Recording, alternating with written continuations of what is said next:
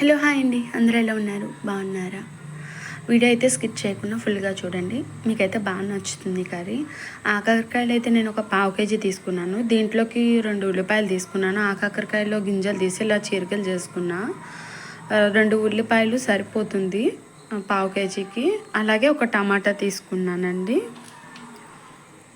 ఇది కూడా ఇలా అంటే పేస్ట్ చేసేయాలి కాబట్టి దీన్ని ఇలా తీసుకున్నాను నేను. మీరు కాస్త ఇవి చక్రాల్లా కూడా తరుక్కోవచ్చు అండి, కానీ అయితే కర్రీ అయితే చాలా బాగుంటుంది. ఇందులో అయితే రుచికి సరిపడా కల్లుప్పు, అలాగే 15 నుంచి 20 ఎండుమిర్చి తీసుకున్నానండి, ఎర్రగా ఉన్నవి.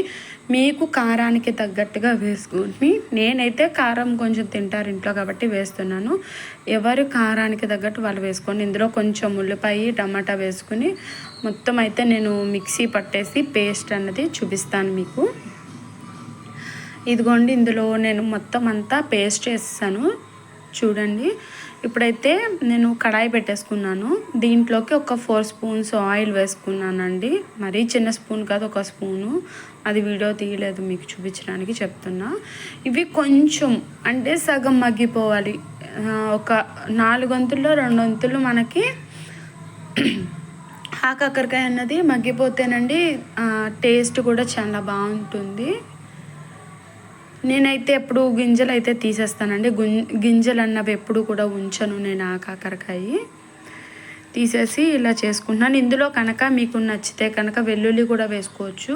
కొంచెం పసుపు వేసాను, వెల్లుల్లి వేసుకోవచ్చు. నేనైతే వెల్లుల్లి ఇందులో యూజ్ చేయట్లేదండి. మీకు వెల్లుల్లి వేసుకోవాలనుకున్న వారు పేస్ట్లోనే వెల్లుల్లి వేసుకోవచ్చు. లేదు మాకు పంటి కింద తగలాలి అంటే ఈ కాకరకాయ వేయించేసిన తర్వాత వెల్లుల్లి అదే ఆయిల్లో వేసుకొని మీరు పేస్ట్ అన్నది ఫ్రై చేసుకోవాలండి. ఇదొక 5-10 నిమిషాల మధ్యలో అయితే మగ్గిపోతుందండి మనకి. మీకు చూపిస్తున్నాను కదా వీడియోలో చూడండి. ఆల్రెడీ కొంచెం అన్నది అయిపోవచ్చింది. దీన్ని ఇంకా కొంచెం కలర్ షేడ్ లైట్గా వచ్చే వరకు కూడా దీన్ని నేను ఫ్రై చేసుకుంటున్నాను. దీన్ని లైట్గా ఫ్రై చేసేసుకుని మనం ఇచ్చేసుకోవచ్చు. ఇన్ కేస్ మీరు ఎండుమిర్చి వాడము అనుకున్న వాళ్ళు, మీకు ఎలాగైనా ప్రతి వాళ్ళ దగ్గర కారం అన్నది ఉంటుంది కాబట్టి ఆ కారం వేసుకుని టమాటా ఉల్లిపాయ పేస్ట్లో కారం వేసేసుకోండి, సరిపోతుంది. ఆల్రెడీ అయితే అయిపోవచ్చింది, మొత్తం తీసేస్తున్నానండి నేను. తీసేసిన తర్వాత అంత ఆయిల్ ఉంచనండి, కొంచెం ఆయిల్ అయితే నేను తీసేస్తాను. అంత ఆయిల్ అవసరం లేదు కర్రీకి.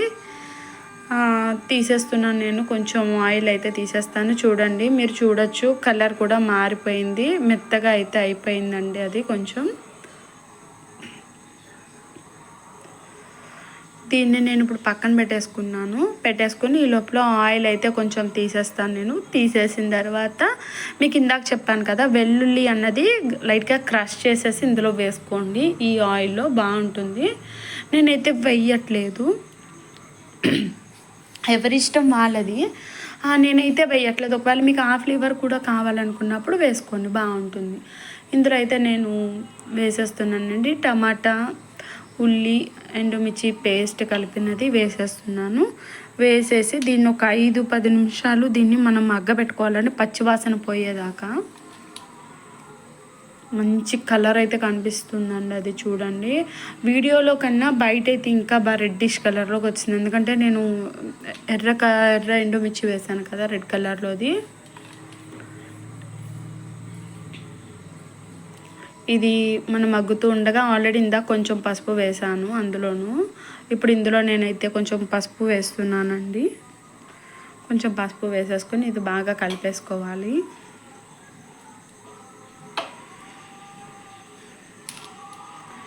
ఇది కొంచెం మనకి దగ్గర పడుతుందండి. ఇప్పుడు ఎంతలా ఉందో అది ఇంకా కొంచెం దగ్గర పడిపోతుంది చూడండి. ఇప్పుడు మీరు ఒక 5 మినిట్స్ అయ్యేసరికి ఏదైతే వచ్చిందో అదంతా కూడా చాలా దగ్గరగా ఫామ్ అయిపోతుంది.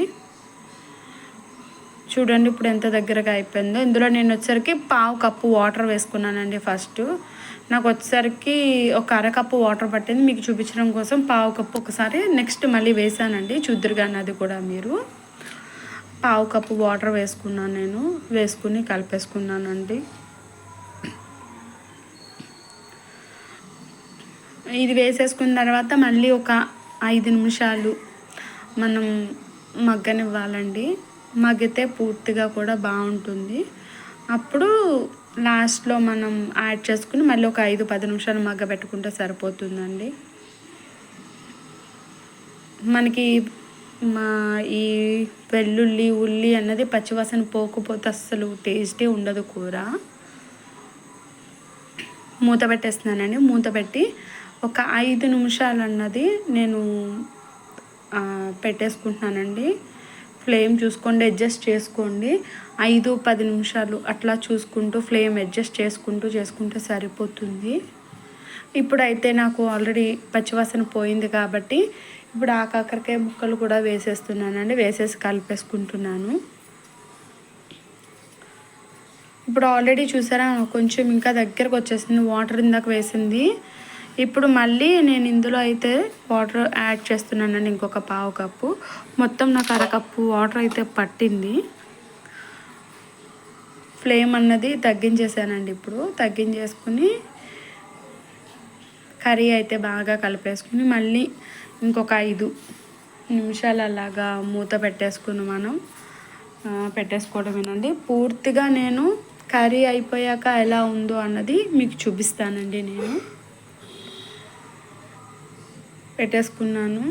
మళ్ళీ సేమ్ ఇందాక చెప్పినట్టే 5 నిమిషాలు ఆగిన తర్వాత నేను మళ్ళీ మీకు ఓపెన్ చేసి చూపిస్తాను. చూడండి, కూర అయితే అయిపోయింది. నాకైతే ఆ కన్సిస్టెన్సీ సరిపోయిందండి. కూర అయ్యేదాకా తీయాలంటే వీడియో అన్నది లెంగ్త్ అయిపోతుందని కూర అయ్యేదాకా ఎంతవరకు అయ్యిందో అంతవరకు చూపిస్తున్నానండి. ఫైనల్గా అయితే కర్రీ అయితే రెడీ అయిపోయింది. మరీ థిక్ కాకుండా మరీ లూజ్ కన్సిస్టెన్సీ కాకుండా మీడియంగా ఉంటే మనకి రైస్లో కలుపుకోవడానికి చాలా బాగుంటుందండి. అండ్ ట్రై చేసి ఎలా ఉందో నాకు కామెంట్ బాక్స్లో మీరు మెన్షన్ చేయండి. And like and share, subscribe చేసుకోండి. బెల్ ఐకాన్ క్లిక్ చేయండి, ఆల్ క్లిక్ చేయండి. నా నోటిఫికేషన్ మీ దాకా